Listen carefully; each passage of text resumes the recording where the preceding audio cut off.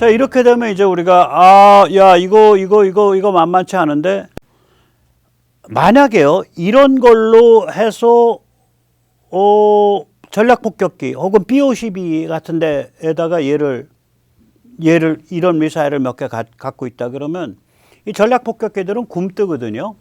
뭐 음속에 뭐 0.9배 뭐 이래요. 아음속으로 날아요. 전략 폭격기들은 B-52, B-2 또 B-21도 마찬가지예요.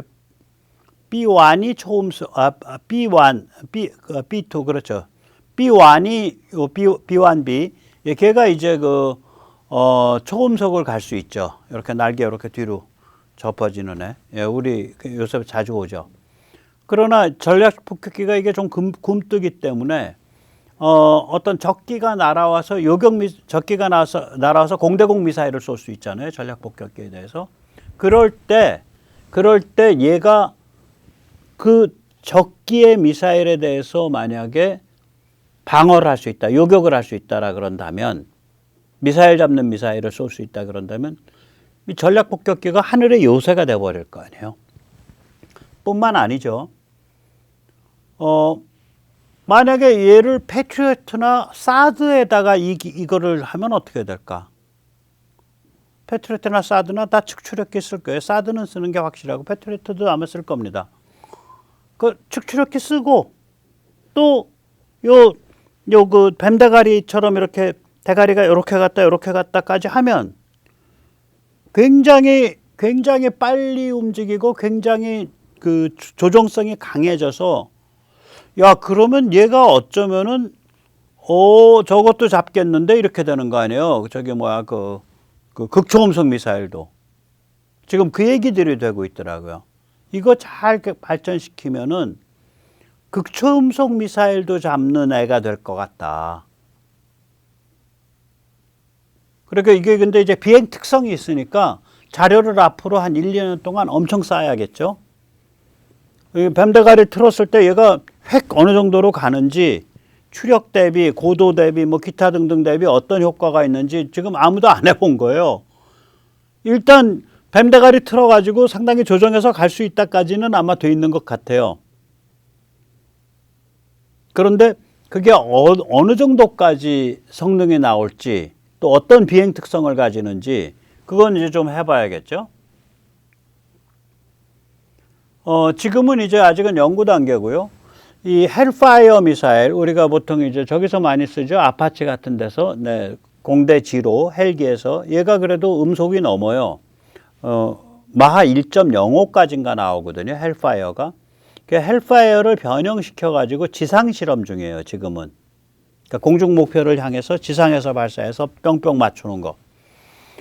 이게 이제 되고 나면 예를 들어서 비행기가 상대방이 쏜 공대공 미사일을 방어하고자 한다. 그럼 뭘 하겠어요? AIM-9X를 쓰겠죠. AIM-9X만 해도 지금도 한 10km 갈걸요, 저거? 사거리 저거 더 늘어나가지고 15km쯤 가면 10km, 15km 바깥에서 요격하면 되지. 충분하지. 비싸지 않은. 그러니까 저 목표 중에 하나가 저 뱀대가리요. 저 뮤턴트. 비싸지 않은 방식을 하는 것이 이제 목표예요. 그러면 AIM-9X 하게 되면 그 비싸지 않은 공대공 미사일인데 그걸 상대방 미사일을 요격하는 용으로 쓰는 거거든요. 그러면 이건 전투기, 폭격기, 특수기, 헬기 같은 데에 방어 수단이 되는 거죠. 그 다음에 아까도 말씀드렸듯이 패트리어트나 사드에다가 이거를 하게 되면은 이제 말하자면 차세대 미국의 국가 MD, 국가 탄도미사일 방어망, 그다음에 방공망 이런 데 쓸 수 있는 거죠. 그래서 굉장히 특이한 그런 기술이 지금 이렇게 튀어나오고 있어요. 하나씩. 자, 이제 그다음에 이제 미국의 이제 극초음속 미사일, 이건 이제 뮤턴트는 요격 미사일이고요. 극초음속 미사일은 이제 공격 미사일이죠. 네, 지금 미국이 실전 배치 준비 중인 거, 실험 다 끝난 거 두 가지 말씀드리겠습니다. 이거 다 이제 뭐 작년 말에 다 끝난 거죠, 작년에. 하나는 이제 공중발사 극초음속 미사일이죠. 예, AGM-183, Arrow라고 있습니다. ARRW, Arrow인데 얘가 이제 특징이 뭐냐면 저 비행기를 잘 보세요. 저거 B-52잖아. 예. 저 비행기를 보셔야 돼. 그래야 킨잘과의 차이를 알아요. 저 폭격기잖아요. 대형 폭격기. 저거에다가 이제 지금 현재까지는 바깥에다 4발 달거든요. 저거. B-52에다가. 제가 사거리가 한 1600km 갑니다. 최종 단계가 음속의 6.5배에서 8배 나오고 중간에 한 음속의 20배까지 올라간다 그래요. 쟤는 이제 그 부스터 글라이더 방식이에요. 조금 더 설명드릴게요. 그러니까 탄도로 나가서 탄도미사일로 가다가 앞에서 그 물수제비 뜨는 통통통통 뛰는 그 글라이더가 분리돼 가지고 글라이더가 다시 대기권으로 진입하는 그런 방식이죠. 예. 얘를 보면 자, 이게 이제 왼쪽 아래 사진이 AGM 183입니다. 그럼 얘는 이게 B-52 동체에다 다른 건데 B-52에 4발 달았잖아요. 네. 예. B-52에 이렇게 보면 여기 2발, 여기 2발 해서 4발 달았죠. 얘는 이제 B-52고 탄도미사일 앞에 글라이딩 비클을 달아가지고 극초음속 글라이딩 비클, 글라이딩 활공체를 극초음속 활공체를 달아서 탄도로 나갔다가 대기권으로 떨어지는 방식이라는 점에서는 근데 그걸 비행기로 발사한다는 점에서는 러시아의 킨잘과 같아요. 얘랑. 그런데 뭐가 다를까요? 킨잘은 전투기에서만 발사합니다. 그러면 B-52 같은 애는요. 작아지면 저 뱃속에도 들어가요. 저거보다 조금 더 작아지면 아마 저 크기도 거의 뱃속에 들어갈 거예요. B-52 같은 애가 배에서 저걸 10발을 한꺼번에 떨어뜨리는 거. 그 다음에 날개에서 한 4발 떨어뜨리는 거 하고 전투기 한 대 딸랑 떠갖고 저 전투기는 항속거리가 B-52보다 작잖아요. 미국의 전략 폭격기들은 항속거리가 10,000km씩 되잖아요.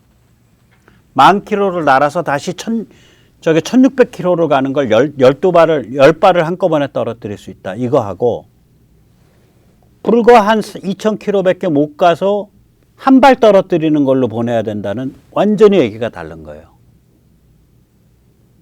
우선 거기서 큰 차이가 있어요. 그러니까 미국의 항공기 발사, 그러니까 항공기 발사 극초음속하고 러시아의 항공기 발사 극초음속은 완전히 거기서 다른 거예요. 아음속 폭격기에서 떨어뜨리는 거하고 전투기에서 떨어뜨리는 게 달라요. 두 번째로 중국 같으면 지금 나와 있는 게 DFGF. 저 DFGF는 동펑 17 앞대가리에다 다는 애인데 쟤는 지상 발사밖에 없는 거예요. 지금 현재는. 중국은. 쟤는 공중 발사도 안 해요. 공중 발사란 점에서는 킨잘과 같은데 러시아에. 킨잘은 전투기 배에만 붙어요. 초음속. 그러니까 초음속 상태에서만 논다는 얘기야. 근데 얘는 그게 아니라 아음속 상태의 폭격기에서 여러 발 놓을 수 있어요. 그게 완전히 다른 거예요. 그 다음에 이제 미국의 육군과 해군이 지상발사, 함상발사 극초음속 미사일을 다 개발 끝냈거든요. 얘는 LRHW라고 부릅니다. Long Range Hypersonic Weapon이라고 LRHW라고 부르는데 얘도 이제 탄도미사일로 올라갔다가 그 극초음속 활공체로 이제 다시 궤도권으로 들어오는 그런 방식이에요. 사거리는 2775km입니다. 좀 더 길죠? 배치 준비 중입니다. 자, 그렇게 보면 우리가 이제 이런 생각을 할 수가 있겠죠? 이게 이제 다 미국에서 나온 지금 에로우도 그렇고 LRHW도 그렇고 전부 탄도미사일처럼 높이 올라갔다가 대기권에서 뿅뿅뿅 이렇게 수제비 떠가지고 다시 대기권으로 진입하는 이런 방식이거든요. 그때 진입할 때 탄두에서 이렇게 생긴 이제 그 글라이딩 활공체가 튀어나오는 애예요, 얘들이. 그건 러시아도 똑같고 뭐 중국도 똑같아요. 여기서 우리가 하나 퀘스천 마크를 가질 수 있죠. 얘가 이제 그 대기권에 진입할 때 바깥이 이제 그 공기 마찰 이런 것 때문에 너무 뜨거워요. 뭐 2000도, 3000도 올라가요. 그리고 얘가 그것 때문에 그 통신에 그 제약이 있고 레이더에 제약이 있어요. 일종의 플라즈마 상태가 돼서 레이더 가동을 잘 못한다 그러더라고요. 그러면 거꾸로 말해서 이거 무슨 얘기가 될까요? 눈먼애란 얘기 아니에요, 기본적으로. 그러니까 얘는 눈이 멀어 있어요. 그러니까 미리 세팅된 정지 목표를 때리는 게 원래 기본인데, 이 정지 목표를 때릴 때 미제랑 중국제, 미제랑 러시아제가 정지 목표 때릴 때 같겠냐? 미국이 5인치라 그러거든요. 5인치. 그러니까 12, 3cm. 오차율이 정지 목표 때릴 때 같지 않은 거죠. 그 다음에 두 번째, 미국이 과연 그냥 딱 미리 정해진 정지 목표만 때리겠냐. 예를 들어서 시속 한 100km쯤에서 움직이는 이동하는 물체를 따라가면서 때리는 능력은 없겠냐 과연. 발표 안 하고 있죠. 저는 그 능력이 어느 정도 있을 수 있다고 봐요, 지금. 그런 데서 차이가 나고 있는 거라고, 이게. 그래서 미국은 극초음속 미사일이 늦었습니다. 이런 엄살 절대로 믿지 마세요. 미국은 그런 엄살을 부림으로써 그 예산을 더 만들기도 하고, 자기 내부적으로는 또 그 다음에 동맹국들을 긴장시켜서 자극하기도 하고, 이런 용도로 그 엄살을 부리고 있는 거고, 그 다음에 또 그걸 받아가지고 국내에 이제 그 말하자면 종중이라든지 이른바 이제 좀 색깔이 이상한 애들은 가봐 미국은 약하잖아 이렇게 하는 그런 용도로 쓰고 있는 건데, 우리 같이 그 좀 차분한 사람들은 절대로 그런 엄살에 함부로 속으면 안 돼요. 스케일이 다른데 그게 뭐 그러겠어요. 자, 그런데 이제 우리가 제가 이거 전에 한번 말씀드렸는데 Rotational Detonation Engine이라고 있어요. 회전 폭발 엔진. 이거 지금 미국이 개발 중이거든요. 이게 나오면 또 미사일이 또 얘기가 확 달라져요. 이게요, 폭발과 연소가 다릅니다. 연소는 컴버스천이고요. 폭발은 데토네이션이에요. 그럼 연소와 폭발에서 뭐가 다른데, 예, 연소는 그 배출가스가 음속 이하예요. 폭발은 배출가스가 음속 이상입니다. 야, 그러면, 야, 그 배출가스 그래가지고 어떻게 가겠냐? 갑니다. 예. 그러면 압력으로 가는 거예요. 압력으로 눌러서. 자기 뒷공기를 눌러서 가는 거예요. 꽃무늬 공기를. 눌러서, 우리가 점프가 압력으로 눌러갖고 점프하는 거잖아요. 똑같아요. 눌러서 가는 거예요. 압력으로. 연소가스가 빨리 빠져나가서 가는 게 아니라. 그런데 만약에 연소가스가 제가 음속 이상으로 빨리 빠져나가면은 얘를 밀어주는 힘이 더 세지고, 그 다음에 항력, 얘를 뒤에서 잡아당기는, 생각을 해보세요. 얘 속도는 음속의 지금 2배인데 뒤로 빠져나가는 방구는 음속의 0.8배다 그러면 뒤로 빠져나가는 방구가 앞에 지금 음속 2배 가는 놈을 잡아당기려고 그럴 거 아니야. 항력이 작용하잖아요. 그런데 만약에 얘가 음속에 한 2배 가까이로 빠져나가. 그러면 항력이 작용 안 하지. 거기다 미는 힘도 더 세지죠. 저게 작용 반작용도. 미는 힘이라고. 압력에 의해서 미는 게 아니라 작용 반작용으로 미는 힘도 세지죠. 그래서 얘가 이 폭발을 쓰는 엔진 같으면은 연료 효율성이 굉장히 좋아지고 속도가 빨라진다. 이렇게 지금 얘기가 되고 있거든요. 근데 저걸 개발 중이라고요.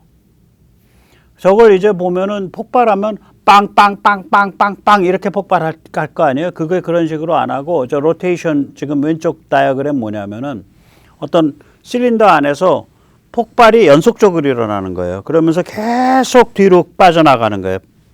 그 그림을 나타내고 있어요. 지금 왼쪽 그림이. 그 다이어그램을 나타내고 있는 거예요. 폭발이 연속적으로 일어나는 걸. 그럼 한쪽으로 밀려나가잖아요. 예. 지금 저거를 지금 굉장히 공을 들여서 개발을 하고 있습니다. 저게 여러 가지에서 많이 쓰일 것 같다 그러던데 의외로 저게 가스터빈에서 쓰인대요. 또 그 전력 발전 효율이 한 20-30% 늘어난다네. 그 전함 같으면은 전력을 만들어내 가지고 그걸 가지고 움직이잖아요. 네, 그래서 이 발전 효율이 엄청 늘어난대요, 제가.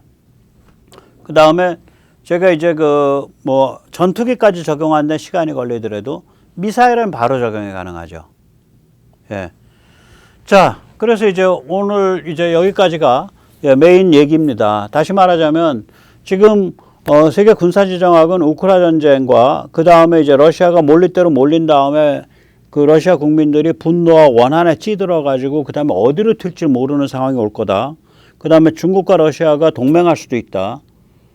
그런데도 불구하고 결국은 우크라 전쟁을 갈 때까지 가서 크리미아랑 저것까지 다 다시 수복하는 그런 방향으로 가게 될 거고 러시아는 결국 일단은 주저앉을 거다. 자, 그러면은 세계 굉장히 불안해질 수 있다. 이런 불안해지는 상태에서 유럽 쪽에서는 Z벨트가 막아야 되고 동아시아 쪽에서는 U벨트가 막아야 된다. 인도에서부터 한국, 일본까지 이르는.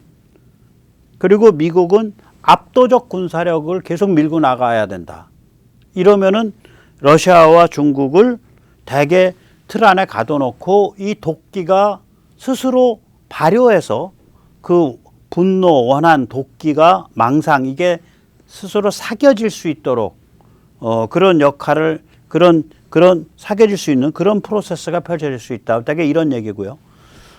다행히 미국에서 이런 그 엄청난 군비 지출, 그러니까 1,420억 달러 하겠다는 거고 2024년에 또 지금 뮤턴트 미사일 같이 심지어는 극초음속까지 요격할 수 있는 그리고 이제 폭격기 같은 데다 탑재를 하게 되면 자기를 공격해오는 공대공 미사일을 요격할 수 있는 그런 아주 신개념 미사일도 튀어나오고 있고 미국에서 중국이나 러시아보다 훨씬 뛰어난 극초음속 미사일도 튀어나오고 있고 미국 지금 제가 오늘 보여드린 건 지금 미국에서 실전 배치 준비가 다 끝나가고 있는 것들이거든요. 그래서 그건 다 그 극초음속 활강체 방식이에요. 그러니까 탄도 쪽, 그러니까 지구 대기권 바깥으로 나갔다 다시 재진입하는 무수제비 뜨면서 재진입하는 방식인데 미국도 이제 조금 있으면 극초음속 순항 미사일이 나옵니다. 대기권 바깥으로 안 나가고 바로 날아가는 스크램젯 엔진 방식. 네, 그것도 테스트 일단 끝났어요.